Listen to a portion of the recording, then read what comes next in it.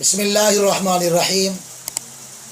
آج الحمدللہ دعوت اسلامی کو بنے ہوئے 42 سال مکمل ہوئے اور آج یوم دعوت اسلامی منایا جا رہا ہے۔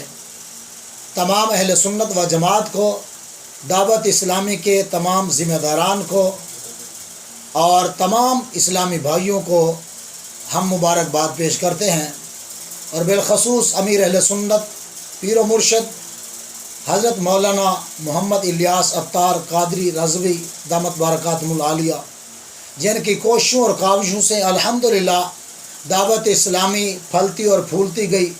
الحمدللہ آج ان کے 42 سال مکمل ہوئے۔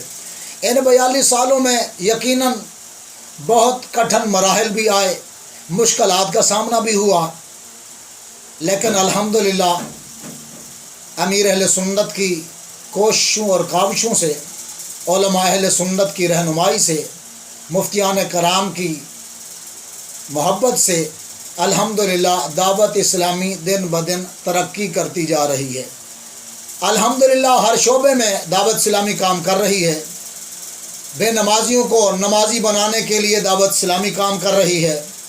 الحمدللہ ننگے سر گھومنے والوں کو سروں پر امامے کے تاج سجوانے کا کام دعوت اسلامی کر رہی ہے۔ جیل کے اندر مجرموں کو، قیدیوں کو الحمدللہ دین سکھانے کا کام دعوت اسلامی کر رہی ہے۔ بہر ممالک میں کافروں کو دین اسلام کی دعوت دینے کا کام دعوت اسلامی کر رہی ہے۔ الحمدللہ بہت سارے ممالک میں آج دعوت اسلامی کا طوطی بولتا ہے۔ الحمدللہ امیر اہل سنت کی یہ کوششیں کاوشیں ہمیشہ یاد رکھی جائیں گی۔